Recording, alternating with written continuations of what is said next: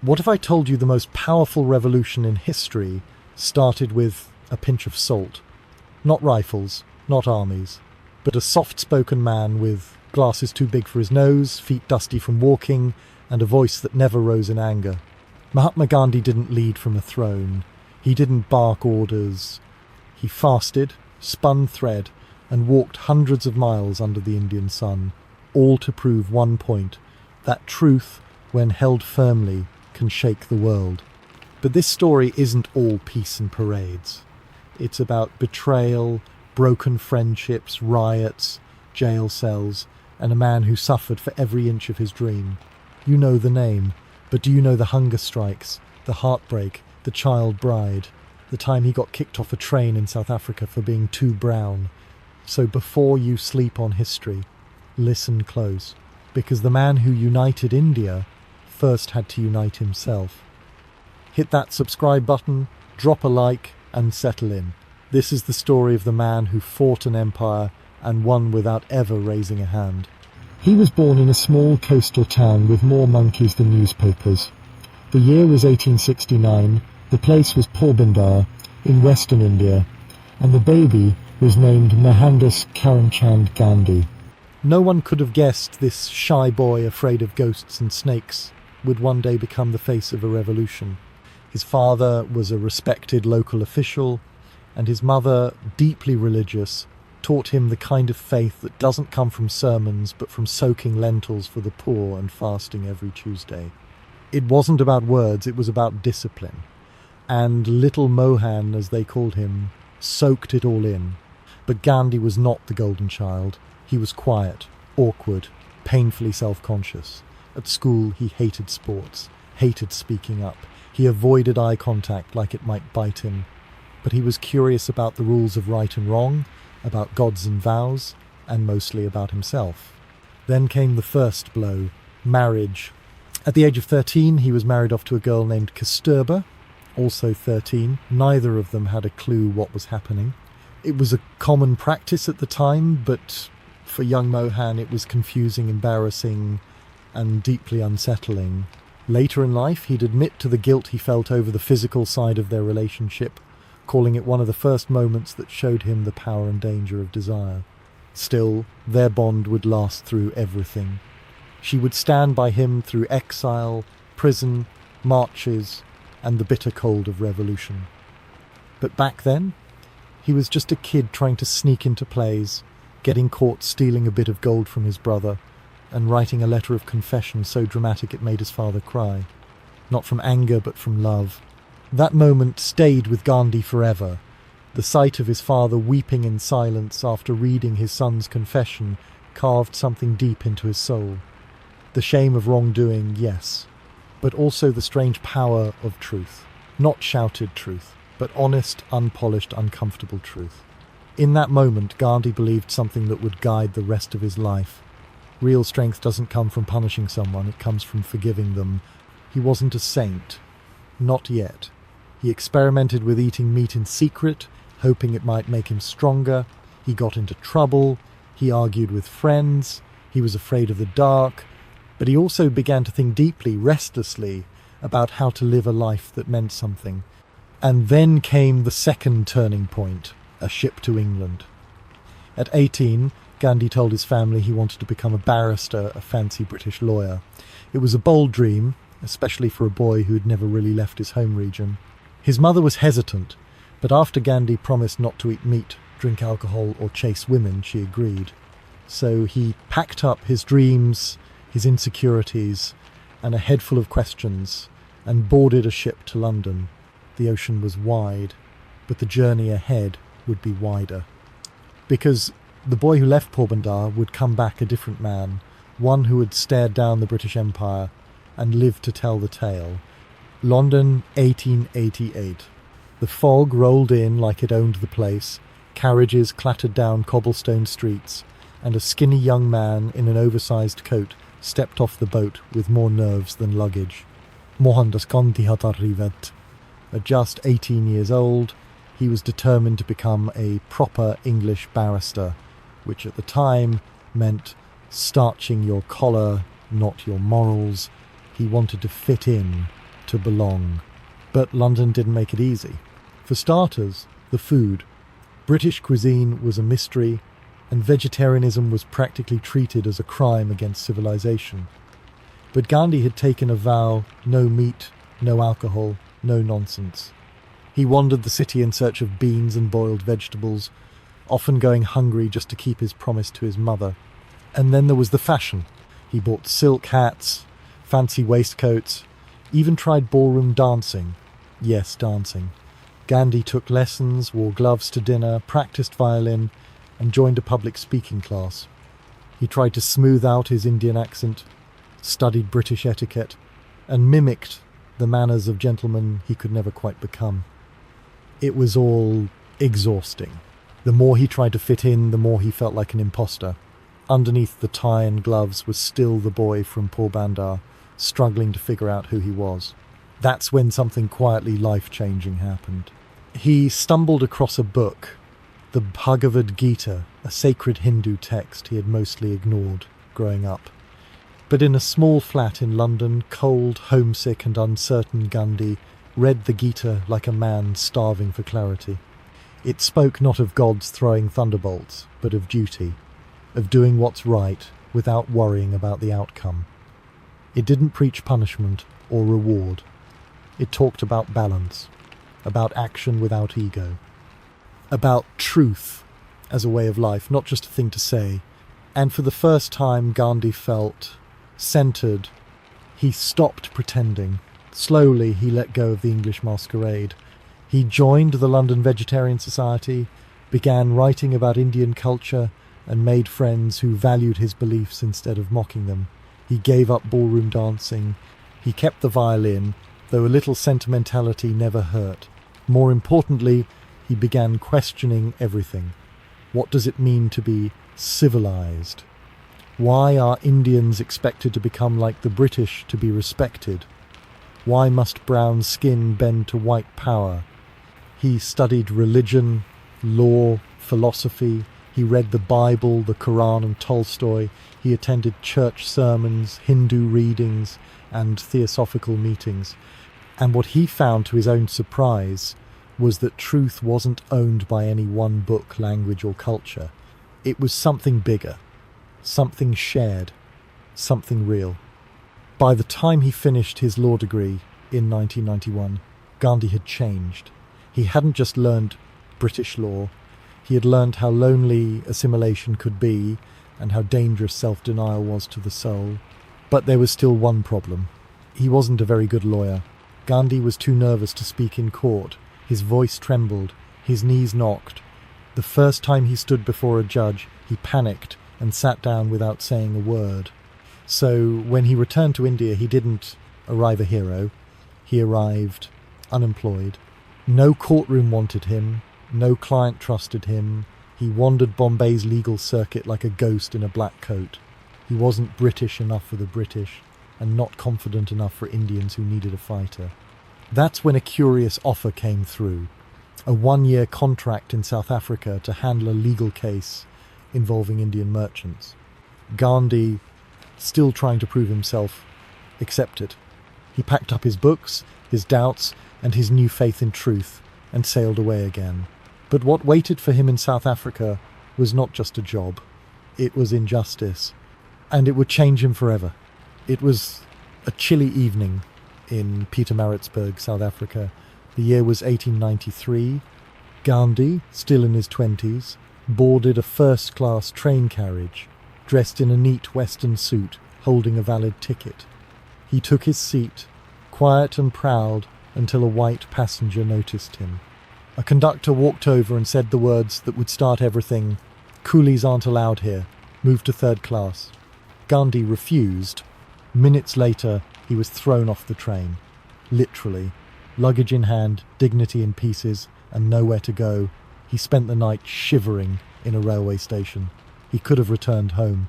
No one would have blamed him, but instead he stayed, not because he was brave, but because he was angry. And tired of shrinking, that night, in the cold, he decided, this ends here. South Africa had laws that treated Indians as second-class humans, no voting rights, no freedom to move freely after dark, marriages not recognized, ghettos for neighborhoods. Even walking on certain sidewalks could lead to jail.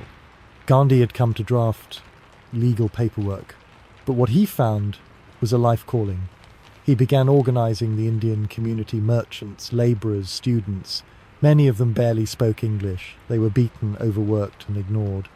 Gandhi spoke their language, Gujarati, Hindi, and something even stronger, truth. But he didn't just give speeches. He built schools, opened hospitals, started newspapers. He taught people how to read and how to resist. He believed change wouldn't come from fists, but from satyagraha, the force of truth. Not passive resistance, not surrender, but holding your ground with dignity, no matter the cost. This was new, revolutionary, and frightening to those in power. By 1906, Gandhi had become a real threat to the colonial order. Thousands of Indians rallied behind him. They burned their registration papers, a direct defiance of racist laws, and went to jail willingly. Gandhi himself was beaten, imprisoned, mocked, but he never raised a hand in retaliation. Each time the state got violent, Gandhi got quieter and more people joined him. He was not a perfect leader. He could be stubborn. He argued with allies. He demanded strict moral discipline, no meat, no alcohol, no lying, no lust. Some followers found it inspiring, others exhausting, but they followed because here was a man who didn't just preach sacrifice, he lived it. One moment defined this era.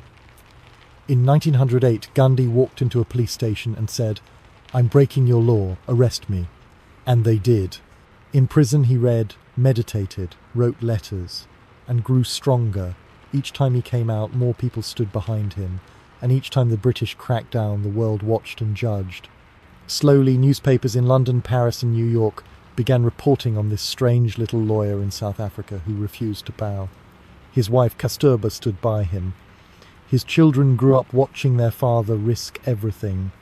His beard turned grey. His spine stayed straight. After 21 years, yes, 21 years, Gandhi had transformed from a scared young barrister into a global symbol of resistance. By 1915, the mission in South Africa was complete. Laws had changed. Injustices had been exposed. Gandhi was offered money, titles, even political power. He refused them all. Instead, he bought a boat ticket back to India. Because something was stirring in the homeland, the British Raj had ruled India for decades. But underneath the surface, rebellion was rising in poems, protests, and whispers passed between tea stalls. Gandhi returned to a country ready to rise, but still unsure how. He didn't come back shouting. He came back listening. And the quiet revolution was about to begin. When Gandhi stepped off the ship in Bombay in January of 1915, India didn't know what to make of him. Here was a man the newspapers called the Mahatma, the great soul, but he wore no crown, just sandals, a simple shawl, and wire-rimmed glasses. No fanfare, no firebrand speeches. Just a calm man with calloused feet and a glint of quiet purpose. But he wasn't interested in politics. Not yet. First, he had to understand his country. Really understand it not from a mansion in Delhi or a courtroom in Bombay, but from the dust and hunger of its villages. So for over a year, Gandhi became a traveller. He took third-class trains, crammed among farmers and workers, sleeping on wooden benches, eating lentils wrapped in cloth. He listened, he watched, he asked questions, and what he found broke his heart. India wasn't just oppressed by the British, it was fractured from within. Poverty was everywhere, so was disease. Caste divided families. Untouchables, whom Gandhi would later call Harijans, children of God, were treated worse than animals. In the cities, the elite wore suits and attended British banquets. In the countryside, millions lived on less than a fistful of rice a day. He realized something no one had said out loud. India would never be free until Indians changed too. So he changed himself. He stopped wearing Western clothes altogether. He started spinning his own cotton on a charkha, a hand-spinning wheel, to boycott British textiles. His message was simple, almost annoyingly so. If you want freedom, start by freeing your daily life. Don't wait for laws to change. Be the change. And it began to catch on. People mocked him at first. A rich man in a loincloth, a lawyer who talks to goats and weaves thread. But slowly his ideas and his sincerity spread. The spinning wheel became a symbol. A quiet revolution in every home. Then came his first big test. In the village of Champaran, in present-day Bihar, British landlords were forcing farmers to grow indigo on their lands, a crop they didn't want and couldn't eat. The farmers were starving, drowning in debt, and terrified to resist. Gandhi went there not as a messiah but as a witness. He refused to leave despite police orders. He was arrested, tried, and when asked to apologize, he said, "I am here to serve, not to obey injustice." News spread, the charges were dropped, the British blinked, and for the first time, poor Indian farmers felt seen. Gandhi didn't call for riots, he called for dignity. He didn't scream revolution, he said, "Let's clean our villages first." He asked people to stop drinking liquor, clean their own toilets, and treat women as equals. He believed that political freedom without moral transformation would be meaningless. Soon he launched the non-cooperation movement. The idea was bold. Refuse to play by the rules of the British. Don't buy their goods. Don't send your kids to their schools. Don't work in their offices. Just step away. It wasn't passive, it was powerful. But it came at a cost. In 1922, during a protest in Chauri Chaura, angry demonstrators set fire to a police station, killing more than 20 officers. Gandhi was devastated. Violence, even from his own side, was unacceptable. He called off the entire movement. Just like that, his followers were stunned, some furious. But Gandhi stood firm. If freedom came soaked in blood, it wasn't freedom at all. He was arrested, again, sentenced to 6 years in prison. He served 2, and when he walked out, India was different. The British still ruled, but the people had started dreaming. They had tasted the power of saying no. They had seen what one frail man with a spinning wheel could do. But the fight was just beginning. It began with a question so simple it almost sounded like a joke. What if we made our own salt? In 1930, the British Empire taxed salt, yes, salt, something that came from India's own seas. It was illegal for Indians to collect it themselves. Every grain had to be bought, heavily taxed, from the colonizers. Salt, the most basic ingredient in every kitchen, had become a symbol of control. So Gandhi made a plan. He wouldn't raise an army, he wouldn't burn buildings. He would walk 240 miles, from his ashram at Sabarmati to the Arabian Sea. Not alone, but with a growing line of followers. Day by day, village by village, the crowd behind him swelled like a tide. By the time they reached the shore, there were tens of thousands. He stepped into the water, cupped a bit of salty mud, and let it dry in the sun. That small act picking up salt was a thunderclap across the world. The British responded with mass arrests. Over 60,000 Indians were imprisoned, including Gandhi himself. Police beat protesters with steel-tipped sticks. But the world was watching now. And cameras didn't blink. For the first time, photos of barefoot Indians being struck down by British soldiers appeared in newspapers in London and New York. The Empire's mask slipped, and people didn't like what they saw. The Salt March wasn't just a protest, it was performance art, a political masterstroke. Gandhi had chosen a fight the British couldn't win, because who arrests someone for touching salt? But the brutality didn't stop. Gandhi's own body was failing. He was almost 61, thin as a reed, racked with pain, and yet unshakable. He fasted again this time, against the violence of his own supporters. For 21 days, he took no food. His heartbeat slowed. The country held its breath. Even his enemies grew nervous. At one point, Lord Irwin, the British Viceroy, wrote, "It is alarming to see how this man has captured the imagination of the people. If anything happens to him, India may explode."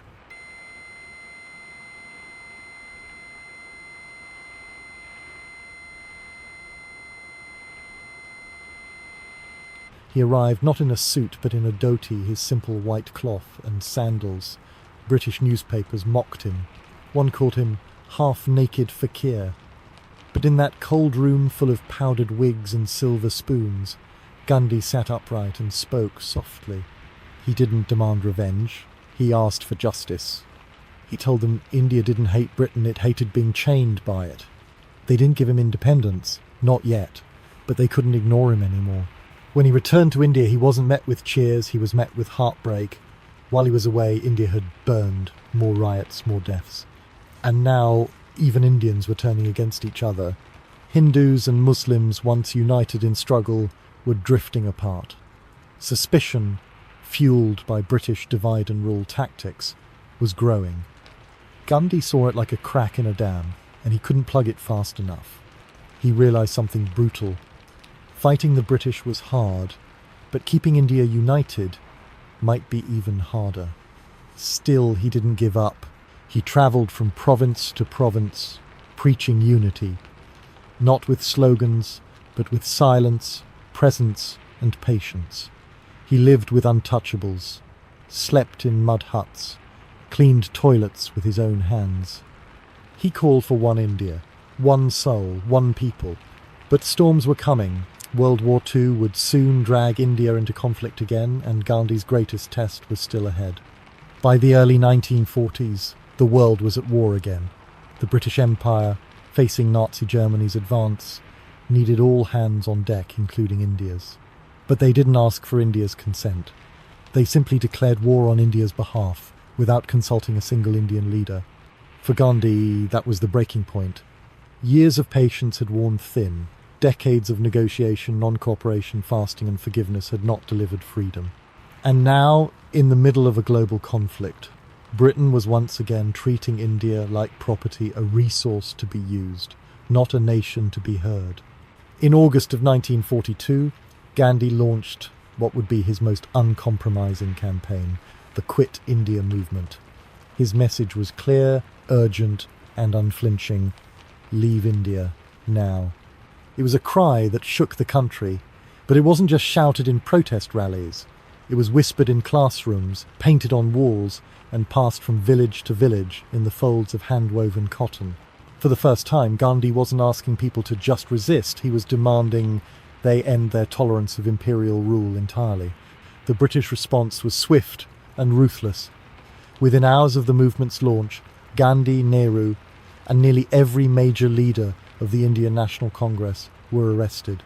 Gandhi was imprisoned in the Aga Khan Palace in Pune, under house arrest but still cut off from the world. What followed wasn't just a political crackdown, it was personal tragedy. During his imprisonment, Gandhi's health began to fail. At 73, his body was thin, his blood pressure unstable, and his chronic ailments worsened under stress. His wife, Kasturba, who had stood beside him through every stage of his life, from child bride to political partner, fell gravely ill in custody. Gandhi nursed her himself, sitting by her side as her breathing slowed. In February of 1944, she passed away in his arms, behind prison walls. That loss broke something in him. He wept not just for her, but for the violence growing across the nation, and for the fear that his lifelong work might end not in unity but in collapse. Just weeks later, Gandhi suffered a near-fatal malaria attack. Doctors feared the end was near. The British, fearing backlash if he died in custody, released him after nearly 2 years. But the world he returned to wasn't the one he had left. India was tearing itself apart. Communal tensions between Hindus and Muslims were rising rapidly. What had once been a united front against British oppression was now splitting along religious lines. Gandhi had always believed in a plural India, an India where all faiths could coexist with dignity. But his vision was losing ground to fear, hatred, and political manoeuvring. While others spoke in parliament halls and gave stirring speeches about power and statecraft, Gandhi returned to the streets. He walked into neighbourhoods torn apart by riots, sat with victims from both sides, and fasted again and again not for independence, but for peace between neighbours. His most painful fast came in Calcutta. Hindu and Muslim mobs had turned the city into a battlefield. Corpses lined the gutters. Blood stained the walls. Gandhi, nearly 78, went on a hunger strike, saying he would not eat until the violence stopped. Skeptics scoffed, but day after day, as his body weakened, the riots slowed. Leaders from all communities came to his bedside and swore they would lay down arms. And, remarkably, they did. In a moment that stunned reporters and generals alike, Gandhi's silence became mightier than the government's guns. For those who had lost faith in humanity, it was a reminder. Conscience, even when whispered, could still be heard. But Gandhi knew that this was only a temporary pause. The pressure for partition to divide India into two nations, one Hindu majority and one Muslim majority, was mounting. Gandhi opposed it with every breath. He believed that dividing India would not heal wounds, it would deepen them. He pleaded with leaders, begged for unity, and reminded everyone that freedom gained through division would not feel like victory, it would taste like loss. But he was no longer the only voice in the room, and in many rooms his voice had grown quieter. It was the summer of 1947, and the end was finally in sight. The British, exhausted by 2 world wars and decades of unrest across their colonies, had agreed to leave India. For generations, independence had been a distant dream. Now it was days away from becoming law. But for Gandhi, this was not the celebration he had imagined. The decision to partition India, to split it into 2 nations, India and Pakistan, had been finalised. After months of political negotiations, warnings and ultimatums, the leaders of the Indian National Congress and the Muslim League had agreed there would be 2 flags, 2 governments, 2 destinies. And along that line, hastily drawn by a British lawyer unfamiliar with the land or its people, millions were about to lose everything. As trains rolled across the new borders, carrying Hindus from what would become Pakistan and Muslims from what would become India, violence exploded. Entire convoys vanished. Villages were burned. Women were kidnapped and brutalized. Neighbors who had shared meals for decades now looked at each other with suspicion and rage. In just a few months, more than 15 million people were displaced. Close to 1 million were killed. It was one of the largest and bloodiest mass migrations in human history. While new leaders celebrated speeches in Delhi, Gandhi was nowhere near the capital. He was in Bengal, walking through towns reduced to ashes, speaking to survivors, fasting to stop revenge killings. At 78, frail and often trembling, he became a human shield between mobs. Sometimes he slept in Muslim homes, sometimes in Hindu temples, refusing to choose a side because he believed there wasn't supposed to be one. Many people revered him, others blamed him. Radical Hindu groups accused Gandhi of surrendering to Muslim demands. Muslim extremists saw him as a hypocrite, preaching peace after decades of delay. To some, he was a prophet, to others a traitor. But Gandhi didn't care for labels. He cared about stopping the killing. In Calcutta, a city on the edge of civil war, Gandhi declared another fast. This time, it wasn't symbolic. He meant it. He would not eat until Hindus and Muslims stopped the violence completely. And slowly, incredibly, they did. Leaders from both communities signed pledges. Weapons were surrendered. Riot zones turned into public meetings. It was not magic, and it was not permanent. But it was something, a flicker of conscience amid chaos. For many, it felt like watching an old man hold the fabric of a nation together by sheer will. On the 15th of August 1947, India officially became independent. The Union Jack was lowered. A new flag rose. The streets of Delhi exploded with fireworks and song. Crowds flooded the roads. Political leaders made speeches about destiny and rebirth. But Gandhi spent the day in silence. He didn't attend the ceremony. He didn't raise a toast. Because in his eyes, India was not free. Not if people still feared their neighbours. Not if women were still being dragged from trains. Not if the soul of India had been split in 2. The man who had spent his life fighting for independence could not find joy in the moment it finally arrived, because the price in his view had been too high. And yet he did not give up. He continued to walk, write and speak, not as a leader, not as a politician, but as a servant of the people. He refused titles. He lived in a hut. He spun his own clothes. He answered his own letters. Foreign dignitaries lined up to meet him. The press still followed him. But Gandhi stayed focused on the ordinary people, the poor, the hungry, the frightened. Even as his body weakened, his voice, calm, honest, stubborn, remained firm. But somewhere in the shadows, resentment grew. There were those who believed that Gandhi had gone too far, that his calls for harmony were betrayal, that his refusal to embrace vengeance made him weak. And one of them was getting ready to make history in the darkest way. The air in Delhi that January was thick with tension, but Gandhi moved through it as he always had, calmly, barefoot and without guards. It was the 30th day of the month, in the year 1948.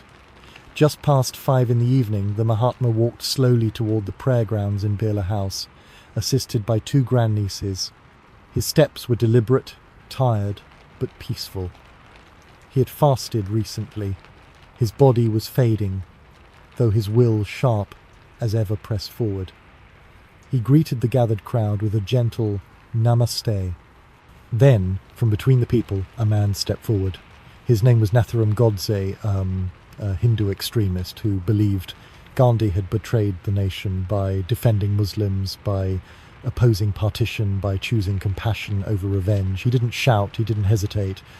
He raised a small black pistol and fired 3 bullets into Gandhi's chest at close range.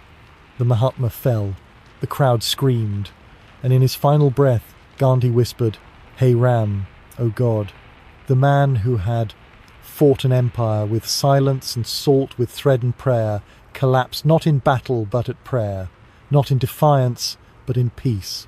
The news spread across India like wildfire. Radios choked on their announcements. People didn't cry right away. They didn't believe it. How could a man like Gandhi be killed? He had become something more than human. He was the thread holding a fragile, broken country together. In Calcutta, people rioted in grief. In Lahore, they wept in the streets. Across continents, world leaders stood in stunned silence. Jawaharlal Nehru, India's first Prime Minister and Gandhi's longtime friend, addressed the nation with a voice shaking. "The light has gone out of our lives, and there is darkness everywhere." But Gandhi had already warned against this moment. He had written often that he expected to die by an assassin's hand, not because he wanted martyrdom, but because he understood the risks of living a life without hate, of loving too much, of forgiving too far. His funeral was attended by over 1 million people, men, women, children, Hindu, Muslim, Christian. Sikh walked behind the carriage carrying his body. They followed him one last time, in silence. No anthem, no sermon, just footsteps and tears. His ashes were scattered into the Ganges River, and into rivers beyond South Africa, England, even the Arabian Sea. He didn't belong to one land anymore, he belonged to the world. But the story doesn't end at the pyre. In the decades that followed, Gandhi's ideas, non-violence, truth, civil disobedience, travelled across the globe. In Alabama, a young preacher named Martin Luther King Jr. studied Gandhi's life and built a movement of his own. In South Africa, a prisoner named Nelson Mandela read Gandhi in jail and imagined a free, equal future. Even today, activists, rebels, dreamers, and ordinary people continue to ask, what if we fought without hatred? What if we refused to lie, even when it's easier? What if courage meant not punching back but standing still? Gandhi left no palace, no fortune, no army, only an idea that one person committed to truth and love can change the direction of history. And maybe that's why he's remembered not just as a father of India, but as a mirror to the rest of us. Because the real question isn't what Gandhi did. It's what we'll do with what he left behind. After the gunshots faded and the flames of Gandhi's funeral turned to smoke, a question lingered in the air, one that no one dared speak aloud at first. What now? The man who had marched with millions, who had spun thread as protest, who had stood like a stone in the path of an empire, was gone, and with him something delicate and hard to define had vanished, not just leadership but the moral compass of a newborn nation. India had its freedom, but its soul was fractured. Gandhi had dreamt of an India that was independent, not just in name, but in heart united across religion, caste and language. Instead, what rose in the years after his death was a modern state still learning to live with its wounds.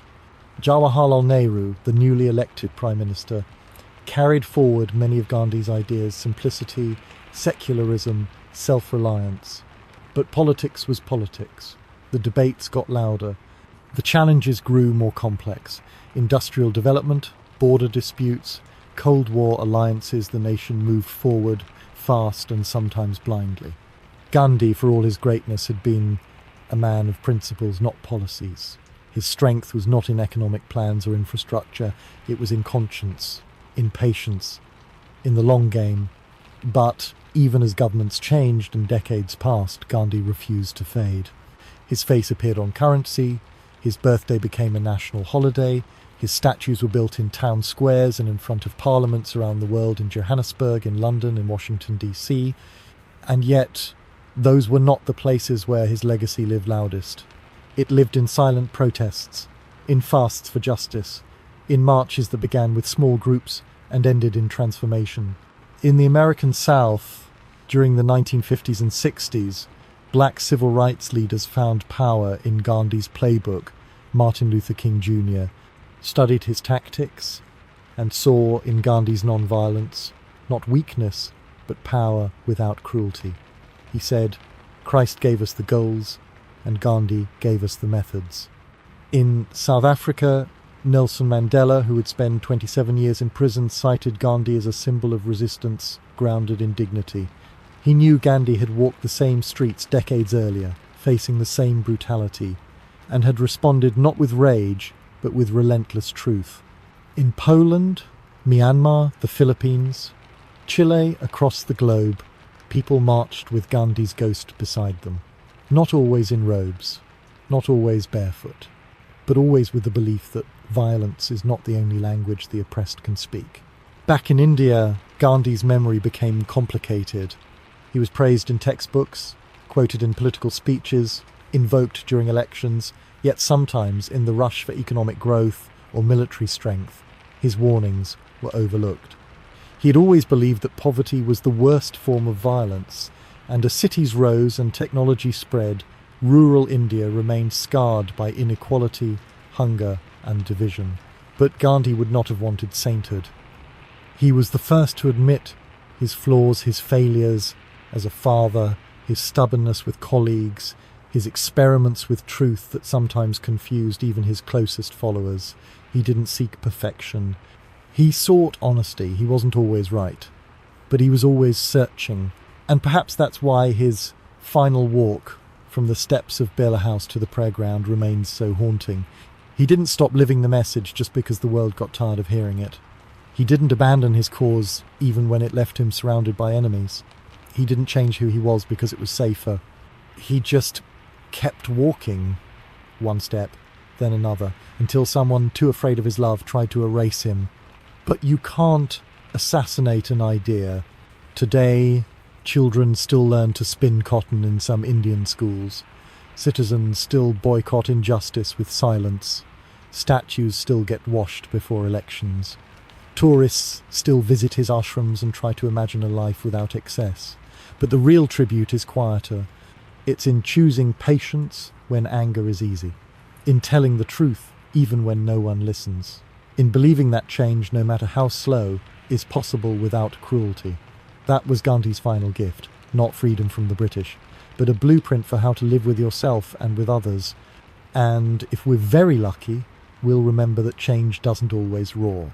Sometimes it walks barefoot and smiles, but not really, because Gandhi's story, like the thread from his spinning wheel, has no knot. It simply continues from hand to hand, from heart to heart. If you made it this far, thank you. And if you feel something, even a little tug that's him, still walking beside you. Now, which direction will you go? The last time we met, we walked alongside a barefoot man whose silence could stop riots and whose spinning wheel helped unravel an empire. Gandhi's story showed us the quiet strength of resistance, the soft power of truth, and what it means to lead without a crown. But today we step into a different world entirely, because now the crown is real.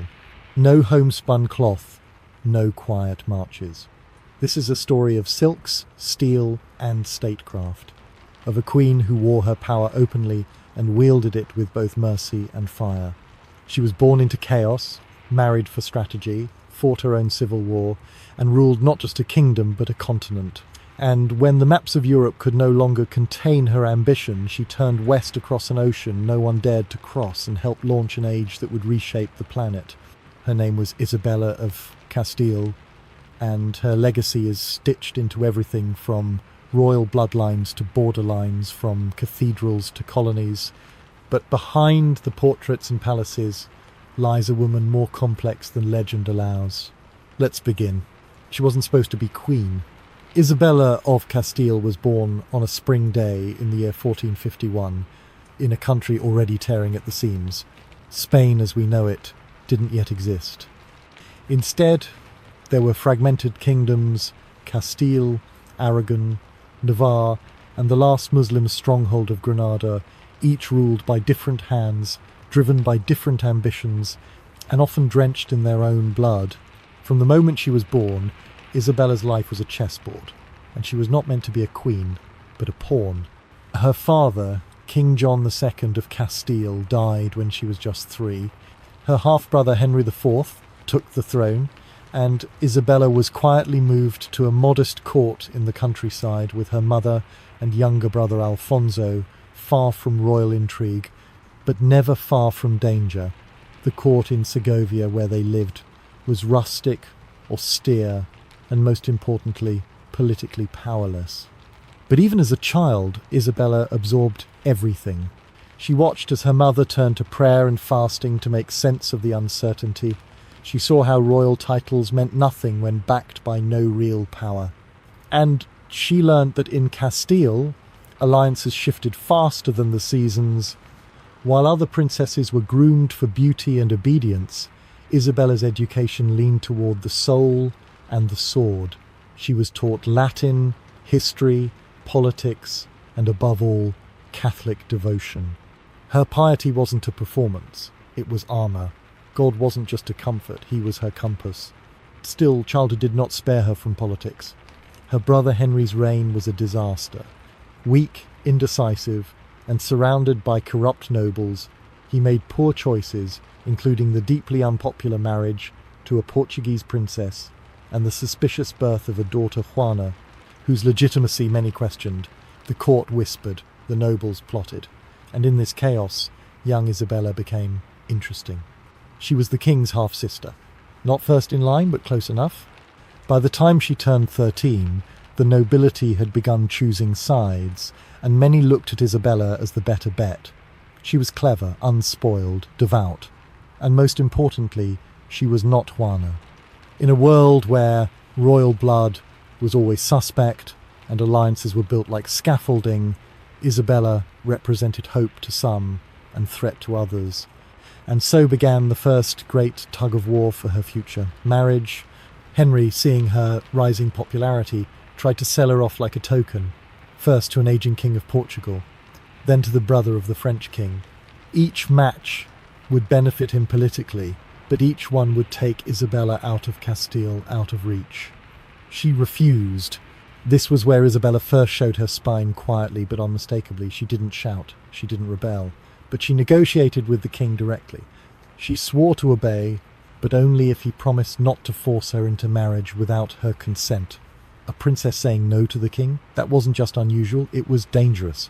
And yet somehow she got away with it. She waited. She watched. And then, at just 18, she made her move.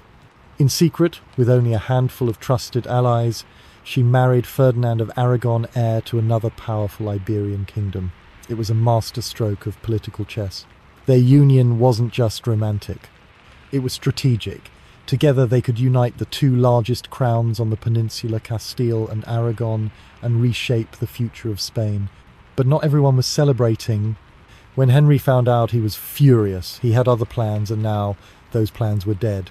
The Castilian court exploded with anger. The nobles split. The succession was suddenly in question. And Isabella, once the quiet princess in exile, was now a central figure in a looming civil war. She had dared to marry for her own reasons, and she had done it in defiance of a king. What began as a secret vow between two young royals would soon ignite a battle for the very heart of Castile. Because Isabella was done waiting, she wouldn't be ruled. She would rule. It was done in the dead of night. On October 19th, 1469, in the city of Valladolid, Isabella of Castile married Ferdinand of Aragon. There was no grand parade, no cathedral trumpets, only a few loyal confidants, a quiet priest, and a forged document that made Ferdinand appear slightly older and more politically acceptable than he really was. It was a gamble, a dangerous one, because by marrying Ferdinand without her half-brother King Henry IV's approval, Isabella had broken the rules of royal obedience. The ink on the marriage certificate wasn't even dry before the kingdom began to split in half. For Henry, it was an insult he couldn't ignore. He had hoped to use Isabella as a political tool to bind her in marriage to someone useful to his allies, someone he could control. But she had made her own choice. And worse, that choice gave her access to Aragon's military, money, and legitimacy. It was the kind of alliance that didn't just change the line of succession, it changed the whole game. Henry struck back the only way he knew how. He named his daughter Juana as his official heir. The same daughter many believed was illegitimate. The same girl derisively called La Beltraneja, a reference to her rumoured real father, Beltran de la Cueva, one of Henry's favourites. Suddenly, Castile had two queens in waiting, and the knives came out. Isabella, barely 19, found herself at the centre of a brewing civil war. Her decision to marry Ferdinand had given her strength, but it also made her a target. Nobles picked sides, cities declared loyalty, Castile fractured into factions. Still, she didn't flinch. She and Ferdinand began ruling as partners, immediately issuing joint decrees, planning political manoeuvres, and securing allies. Their motto, tanto monta, monta tanto, roughly translated as, "It amounts to the same, the two are one," wasn't just decoration, it was how they operated. And in a world where women were expected to step aside after marriage, Isabella made it clear that she wasn't stepping anywhere. She was, by law and by will, Queen of Castile, but to wear the crown she had to take it first. The War of the Castilian Succession exploded in 1475, just after Henry IV's death. Supporters of Juana, backed by Portugal and parts of the high nobility, declared open rebellion. The Portuguese king, Afonso V, even married Juana and claimed the throne by her side. It was Isabella versus the combined forces of Portugal and internal Castilian opposition. And yet she didn't panic. She planned. While Ferdinand led troops in the field, Isabella organised logistics, negotiated with towns, and brokered key political support. And though it's often overlooked, she also managed the war while pregnant twice. In one campaign she rode with the army while carrying her second child, appearing in full armour to boost morale. Her presence mattered. Because Isabella understood something fundamental about leadership. People will fight harder for a cause they believe in, but they will die for a leader they trust. She didn't rule from a distance. She walked into battlefield camps. She listened. She acted. She prayed, and not for optics, but for strength. And slowly the tide turned. Portugal's forces began to falter. Their supply lines weakened. Their allies grew uncertain. Castilian cities, seeing Isabella's resolve and Ferdinand's military pressure, began to switch sides. And by the end of 1479, the war had ended. Victory was hers, and so was the crown. The Treaty of Alcáçovas confirmed Isabella and Ferdinand as the rightful rulers of Castile. Juana, only 17, was sent to a convent for the rest of her life. Portugal retreated, and for the first time in centuries, the idea of a united Spain began to take shape. But make no mistake, this was not a marriage of fairy tales. It was a merger, a mutual ambition, two sharp minds, bound not by romance but by vision. Together they would go on to transform the Iberian Peninsula, but Isabella had earned her throne with more than charm or marriage papers. She had taken it in the field, in the courts, and in the hearts of her people, and she was just getting started. The crown wasn't placed gently on her head. Isabella took it wrapped in turmoil, hammered by war, and weighed down by centuries of division. But after defeating her rivals and securing the throne, she wasn't interested in celebration. She was interested in rebuilding. Castile had bled itself dry in the War of Succession. Its nobles were out of control, its finances in chaos, and its laws barely enforced. Kings before her had turned blind eyes to corruption in exchange for loyalty. Isabella did the opposite. She looked, and then she cleaned house. She began with the justice system. Under her orders, royal inspectors were sent across the kingdom to investigate abuses by judges, governors, and tax collectors. It wasn't performative. Some were jailed, some were removed. Some highborn and well-connected simply vanished from court circles. She restructured the Santa Hermandad, a kind of rural police force, turning it from a feeble relic into a reliable arm of law enforcement. Her message was clear: crime and chaos would no longer be tolerated, and she wasn't above using pressure or punishment to make that happen. At the same time, Isabella tackled the nobility, the old power brokers of Castile, who had grown fat during the weak reign of King Henry IV. They had ruled their own fiefdoms like miniature kings, raising private armies, imposing taxes, and ignoring royal commands. She did not strip them outright, she outmaneuvered them. By enforcing crown authority through legislation and legal precedent, she weakened their ability to act independently without triggering revolt. She confiscated lands that had been illegally acquired. She placed loyalists in key posts, and through marriage alliances and court politics she reshaped the power structure from the inside out. While Ferdinand was often away in Aragon handling his own kingdom, Isabella ruled Castile as a hands-on sovereign. She met daily with advisors, handled petitions, oversaw finance, and made decisions that once would have been left to generals or priests. She was not just a symbolic monarch. She was in every way a working head of state. And the people noticed. They began to see order return to their towns, their roads safer, their markets more stable, taxes became predictable, justice, while still imperfect, began to feel real.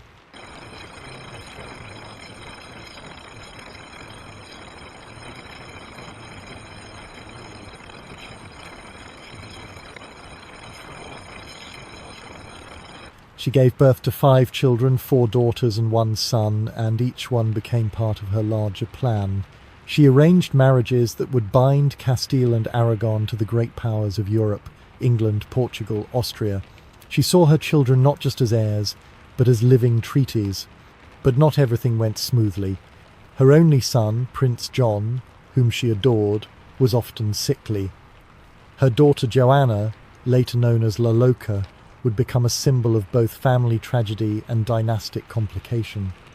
Balancing royal power and personal sorrow was part of Isabella's daily life, and she carried it quietly, without public complaint. Through it all, she continued to project a very specific image: pious, modest, determined. She dressed simply, wore no makeup, and prayed daily. But beneath that austere presentation was a queen with the instincts of a tactician and the stamina of a soldier. In many ways, her governance was revolutionary. Not because she tore down the old world, but because she tamed it using its tools better than the men around her. She didn't ask to be called king, she simply ruled like one. By the early 1480s, Castile was more stable than it had been in generations. Its roads were safer, its finances were recovering, its crown was respected and feared. But Isabella was not finished, because in the south of Spain, one last kingdom remained outside her grasp. Granada, the final Muslim stronghold on the Iberian Peninsula, stood as a symbol of unfinished business. For nearly 8 centuries, Christian kings had tried to take it back. All had failed. Isabella would not. She saw in Granada more than land. She saw a mission, political, religious, and symbolic, and she was ready for war. By the time Isabella settled fully into her rule, she had done something few queens in Europe had ever managed. She governed not in the shadow of her husband, but beside him and sometimes ahead of him. In the eyes of the law, she was Queen of Castile, not consort, not secondary, not queen by marriage. The crown was hers by right, and she wore it with intention. Together with Ferdinand of Aragon, they forged one of the most effective ruling partnerships in history, a duo that reshaped the map of the Iberian Peninsula and rewrote the rules of monarchy. But make no mistake, theirs was not a relationship of equals by default. It was a careful balancing act. From the beginning, Isabella insisted on keeping Castile separate from Aragon. Though they married and ruled jointly, the kingdoms remained legally distinct. She managed Castile, he managed Aragon. They shared influence, but not sovereignty. When Ferdinand was away, which was often, she made all executive decisions without hesitation. Her court, her laws, her voice, and her vision for Castile was clear: order, justice, and centralised royal power. To make that happen, she reined in the high nobility, strengthened royal councils, and appointed judges who served the interests of the crown rather than their own pockets. She restructured the royal council into a more professional body, smaller, more specialised, and more loyal. It was a blueprint of modern administration tucked inside medieval formality. Isabella believed good governance started with accountability, and she enforced it. Tax collectors who skimmed gold off the top were removed. Officials who abused villagers were prosecuted. Cities that had grown unruly during the years of civil war were brought back under direct royal oversight. It wasn't always popular, but it worked. Within a few years, Castile's internal structures were running more smoothly than they had in generations. The Queen's religious convictions also shaped her rule. Deeply devout, Isabella believed her power came not only from birthright, but from divine mission. Her court reflected this belief. Morning masses, evening prayers, confessions heard regularly. Clergy were consulted on major decisions, and the church was granted new privileges, but in return, Isabella demanded high standards from her priests and bishops. She wanted discipline in the kingdom, and that included the pulpit. But her piety was never performative. When she fasted, it was not just symbolic. When she gave alms, she did so quietly. She wore simple gowns, often with no jewellery, and, unlike many royals of the era, she refused to separate her private conscience from her public duty. This blending of faith and governance would become one of the most defining and controversial aspects of her legacy. Yet in this period of reform and reconstruction, Isabella also proved herself a master of political image. She understood power not just as law, but as theatre. Her presence in public was carefully choreographed. She rode into cities on horseback in modest attire, but surrounded by banners and processions. She listened to petitions in person. She dispensed justice in town squares. She was both distant and present queen and neighbour. The people of Castile began to feel something rare in their monarchy: trust. And Ferdinand? He respected her authority even when he didn't always agree. Their letters, preserved in archives, show a couple who debated, strategized, and sometimes argued, but always moved forward as one. If Ferdinand was steel, Isabella was the blade's edge sharper, quieter, and perhaps more dangerous.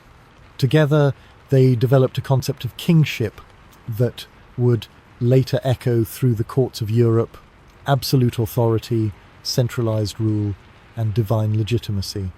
But they were still human, raising children, negotiating marriages, fending off betrayals.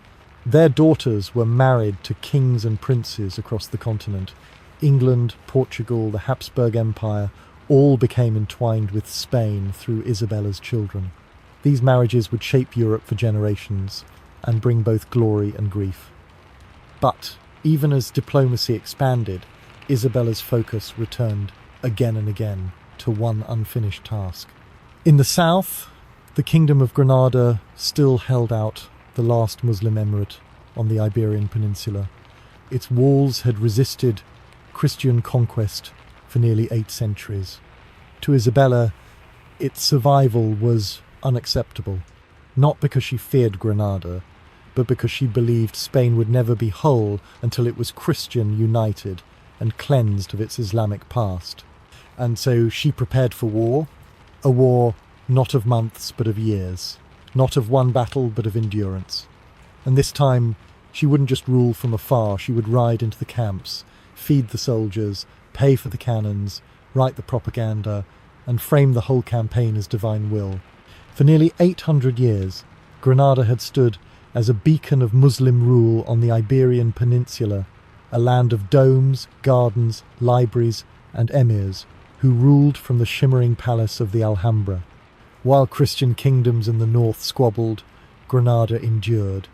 But by the late 15th century, its time was running out. And Isabella of Castile knew it. For her, the campaign to conquer Granada was more than politics. It was destiny, a holy mission to complete the Reconquista, the long process of reclaiming the peninsula for Christianity. But while other monarchs had tried and failed with brute force alone, Isabella brought something far more dangerous to the battlefield: patience. The war began in earnest in the year 1482. It didn't start with a thunderclap, but with a whisper, a slow tightening of Castile's grip. Ferdinand led the armies. He besieged city after city. But the war was never just about soldiers. It was about money, morale, and myth. And that's where Isabella came in. She didn't fight with a sword. She fought with gold. Isabella personally raised funds for the campaign, pawning her own jewels when necessary, demanding loans from towns, and convincing nobles to contribute not just troops but coin.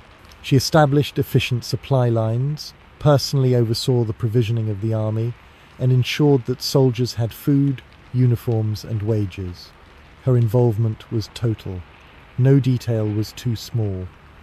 She travelled to the front often, sometimes with her children in tow, meeting commanders, inspecting camps, and crucially being seen. Her presence inspired loyalty. It reminded the soldiers they weren't just fighting for land, they were fighting for a queen who stood with them. And back in the cities, her message echoed loud and clear. This was not just war, this was purification. A cleansing of Spain's soil, a return to Christian unity. She used art, sermons, and public ceremonies to frame the war as sacred. Preachers declared that every town captured was a triumph for Christ, every skirmish a divine test. This wasn't just strategy, it was psychology. She turned conquest into pilgrimage. The Emirate of Granada, meanwhile, was crumbling from within. Internal disputes weakened its leadership. The ruling emir, Abul Hassan Ali, was deposed by his son Boabdil, who was then captured and ransomed by the Christians, only to return and find himself in a civil war against his uncle. Isabella and Ferdinand watched this chaos unfold and used it ruthlessly. They made secret deals, they promised pardons, they played the Muslim factions against one another, and town by town, fortress by fortress, Granada shrank. By the end of the decade, the kingdom was cornered. Then, in the final days of 1491, the Castilian army surrounded the city of Granada itself, the last Muslim capital in Spain. Inside the Alhambra, Boabdil faced the impossible: surrender or be destroyed. On January 2nd, 1492, he chose surrender. Isabella and Ferdinand rode into the city in formal procession, dressed in ceremonial white, surrounded by banners bearing the cross. They received the keys to the Alhambra with solemnity, and from a high terrace they looked out over the city that had once seemed untouchable. Spain, at least as they defined it, was finally united. The news swept through Europe. Bells rang from Rome to Paris. The Pope declared them champions of Christendom. The monarchs who had once been teenage rebels were now crowned with glory. But beneath the pageantry, something else was unfolding. The surrender agreement with Boabdil had guaranteed protections for Muslims, freedom of religion, property rights, safety from forced conversion. Isabella signed it.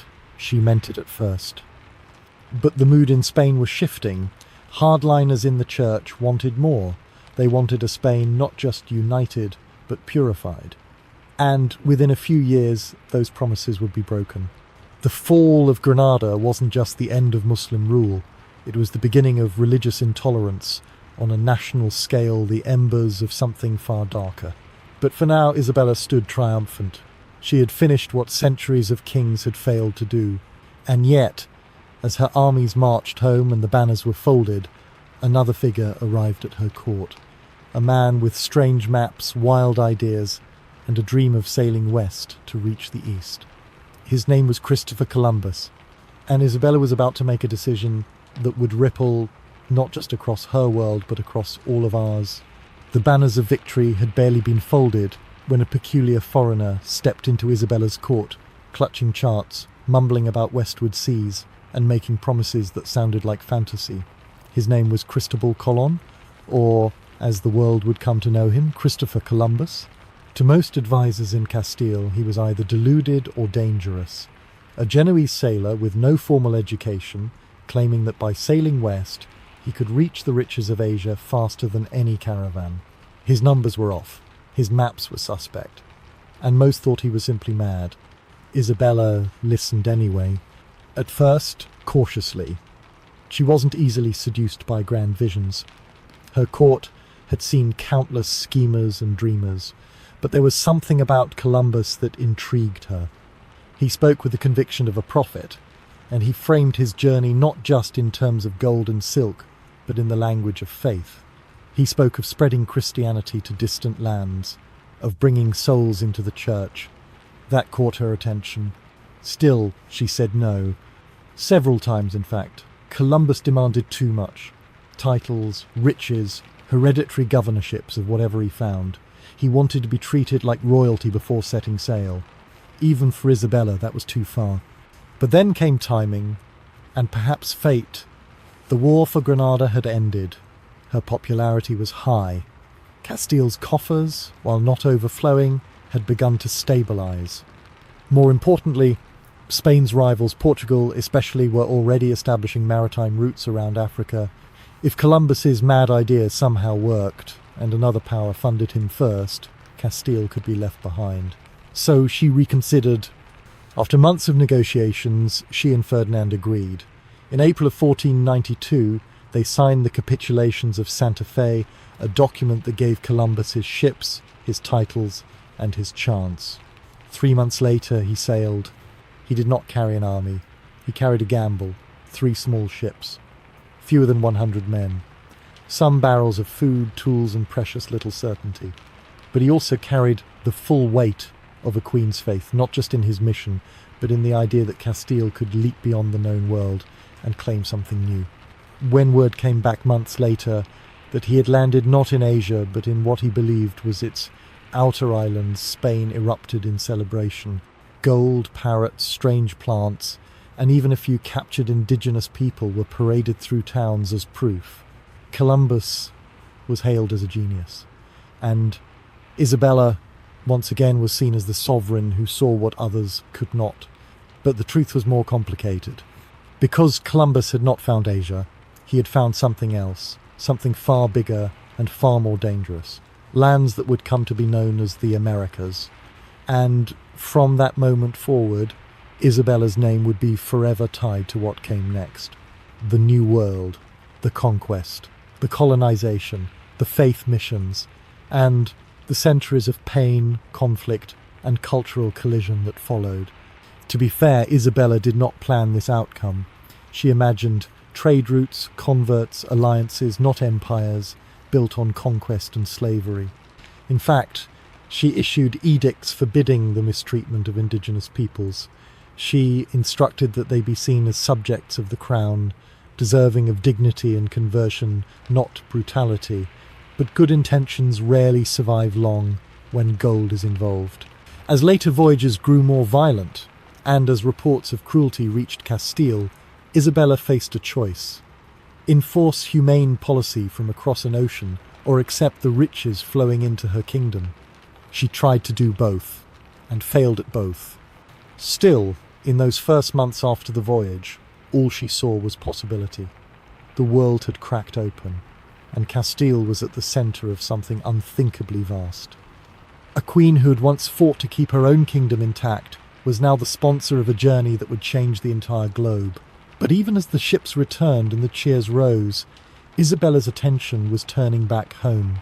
Because while she was claiming new lands in the west, shadows were growing in her own courts, shadows dressed in robes, carrying crosses, and whispering of heresy.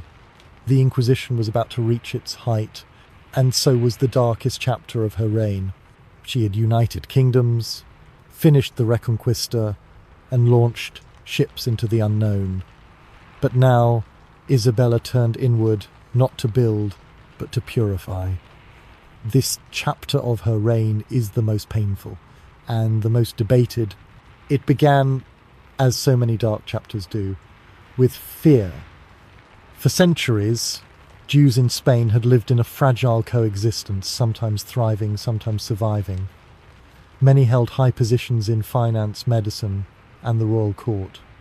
But suspicion simmered beneath the surface. Accusations of heresy, secret rituals, and conversion fraud fed fires that were already burning across Europe. Isabella, shaped by her faith and surrounded by hardline confessors, believed Spain's unity could only be secured through religious conformity. A fractured kingdom could be forgiven, a divided faith never. In the year 1478, she and Ferdinand formally requested the Pope's permission to establish a state-run tribunal to investigate and punish heresy. He agreed. Thus the Spanish Inquisition was born. At first, it was a smaller legal mechanism to investigate recent converts from Judaism, and later Islam, suspected of secretly practicing their old faiths. These individuals were called conversos, and the Inquisition claimed to target only those who had falsely converted.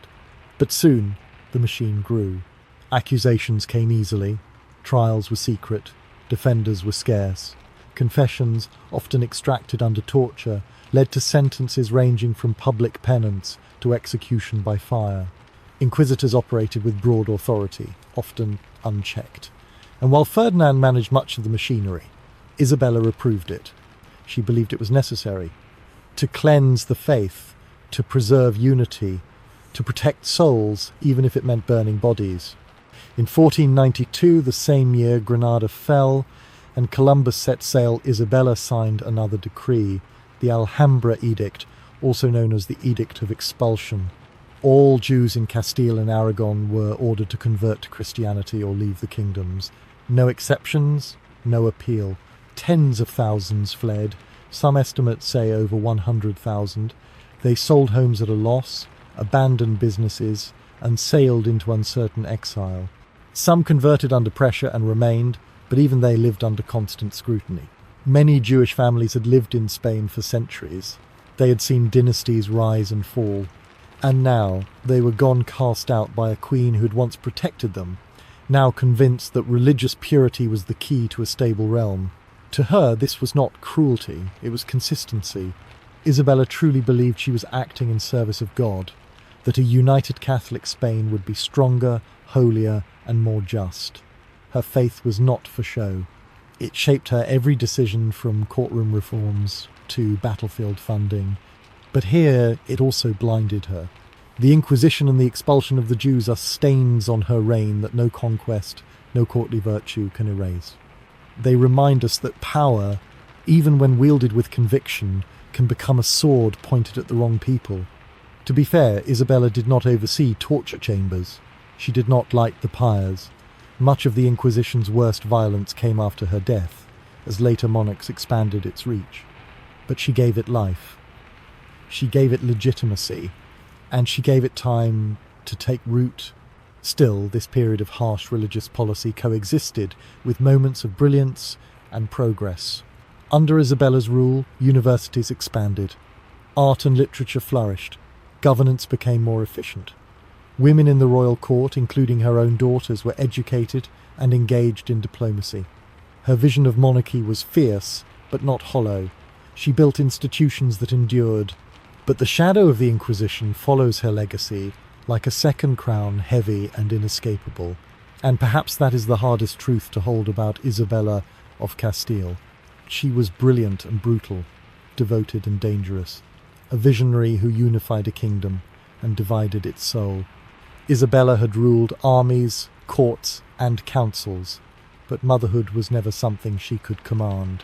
And in her final years, it was her family, not her enemies, that brought her the most sorrow. Her eldest daughter, Isabella of Asturias, had once been her brightest hope, intelligent, loyal, and queen consort of Portugal. But after giving birth to a son, the young queen died suddenly. Isabella, the mother, collapsed in grief. That grandson, the infant Miguel, briefly became heir to both the Portuguese and Spanish crowns, a living dream of Iberian unity, until he too died, barely past toddlerhood. Then came her only son, Prince John. Handsome, educated, and adored, John was the golden thread in Isabella's tapestry. She poured her expectations into him. He was to inherit both Castile and Aragon, the future unifier, the bridge between her world and what came next. But at just 19, barely a year after his marriage to Margaret of Austria, he fell ill. Within weeks he was dead. The royal court went silent.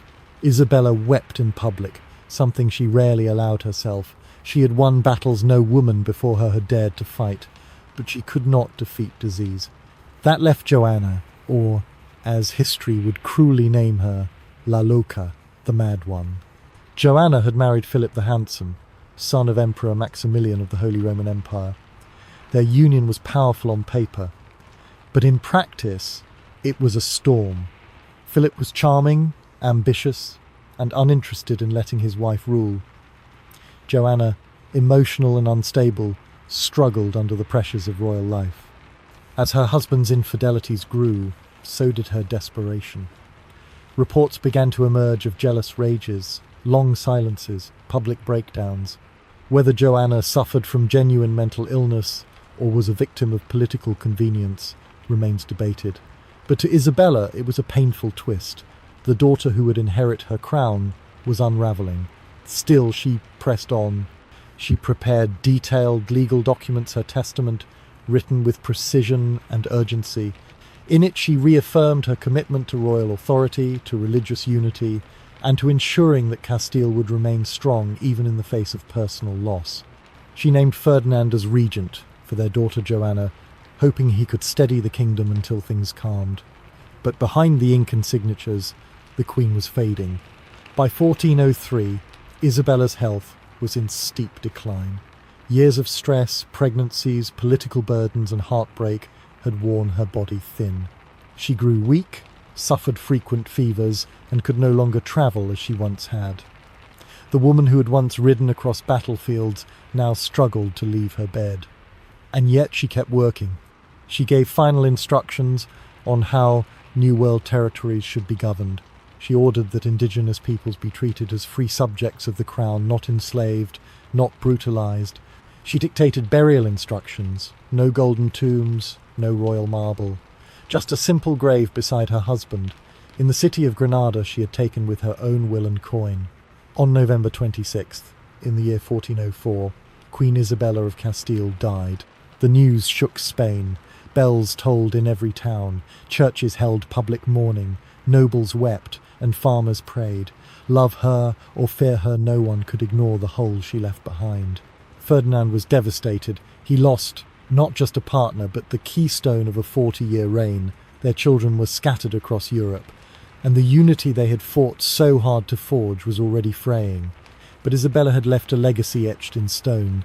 She had transformed Castile from a fractured, unstable kingdom into the beating heart of a rising empire.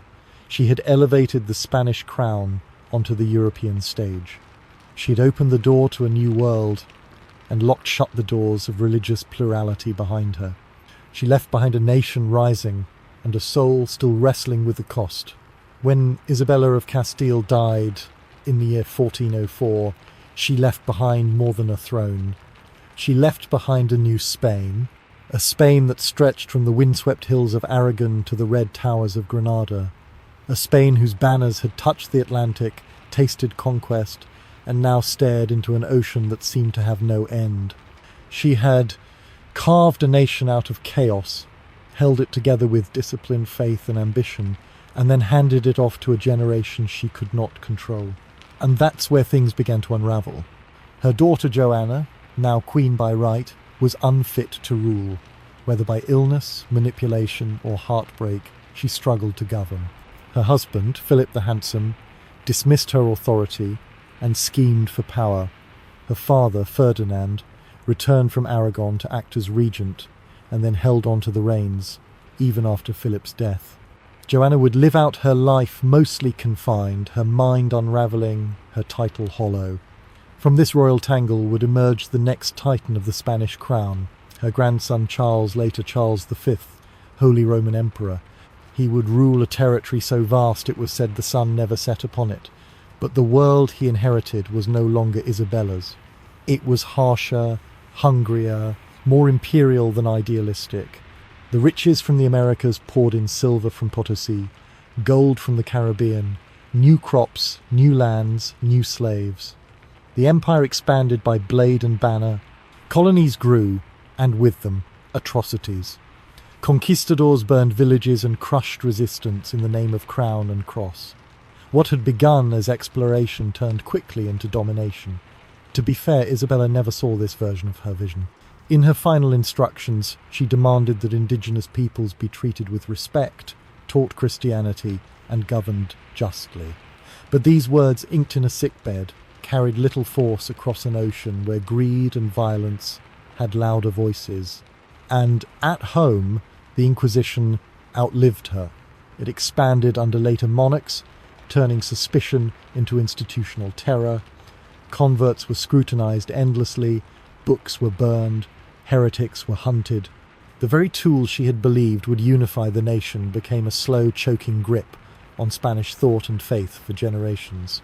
Yet even as this darker legacy grew, so did another part of her influence. Isabella became a symbol, first of piety and national pride, later of imperial destiny, and still later of controversy. In the centuries after her death, she was celebrated as a Catholic monarch, sainted in poetry, painted in golden robes, and credited with birthing Spain's golden age. But she was also condemned by critics who saw her as the architect of intolerance, the mother of conquest, and the root of colonial violence. Historians wrestled with her image. Was she a feminist trailblazer who ruled in a man's world? Or a religious fanatic whose vision left no room for dissent? The truth, as always, is somewhere in between. Isabella of Castile was not a flat figure from a textbook. She was complex, contradictory, utterly human. She believed in justice and permitted injustice. She cared for the poor and expelled the vulnerable. She forged peace and waged war. She raised daughters to think, speak, and lead, and yet clung to a vision of a nation that excluded those who prayed differently. And yet, she changed the world. She redefined what a queen could be. She transformed Castile into a functioning, respected power. She dared to finance a voyage that others laughed at, and that voyage, for better and worse, reshaped human history. She ruled not just a kingdom but two worlds, the one she inherited and the one she helped create. Her tomb lies in Granada, in a simple stone crypt beside Ferdinand, beneath the cathedral built over the old mosque. There are no golden domes, no empire maps, just silence. Above her rests the city she took, around her the Spain she built, and far across the ocean, in lands she never saw, people still feel the echoes of her choices. Because legacies don't end at death, they ripple. And Isabella's ripple, like her crown, was far too heavy to lift without consequences.